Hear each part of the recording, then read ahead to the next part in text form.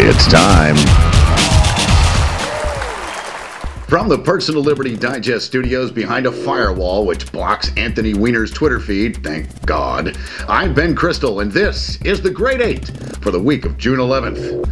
Congressman Weiner's self-inflicted troubles continue to get worse, although there is good news, with Weiner admitting he couldn't be sure he didn't get internet intimate with some minors. He has his re-election slogan, Weiner 2012. She said she was 18.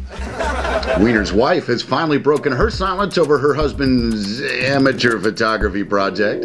After seeing her husband's latest self-pic, Mrs. Weiner said, "At least he's using that telephoto lens I got him for his birthday." Meanwhile, daytime chat diva Barbara Walters has offered Weiner a novel excuse, saying, quote, "It's the Viagra," unquote. What's creepier, Babs talking about Viagra or Babs talking about Viagra's effects on a pencil neck like Weiner? Hey, Anthony, call me. Yuck house. Facing federal court proceedings over the constitutionality of Obamacare, acting Solicitor General and former Al-Qaeda lawyer Neil Katyal told the Sixth Circuit Court, quote, "The minimum coverage provision only kicks in after people have earned a minimum amount of income. Someone doesn't need to earn that much income." Translation, if you don't want to be forced to pay for socialized medicine, then be poor.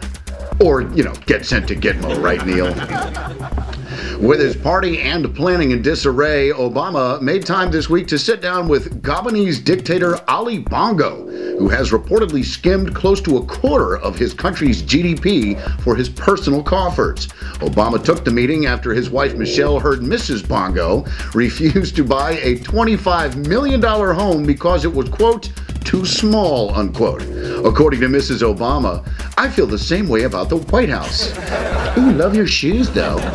President Obama, who once told a crowd of liberal millionaires at a fundraiser that rural Americans were stupid xenophobes, is forming a so-called White House Rural Council. When told about the increased federal presence in their lives, rural Americans responded, "No thanks, Mr. President. We'll stick to our guns and religion. Beat it. Shoot. Shoot." Obama's union thug cronies have continued their assault in Wisconsin. Teachers' unions are gooder. Their latest disgrace, a protest of Governor Scott Walker, which ruined a ceremony honoring Special Olympians.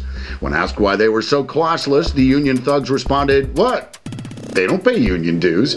For his part, Obama said, "That'll teach them for being better bowlers than me." And President Obama's Middle East policy hit a snag this week after word leaked of his secret war in Yemen.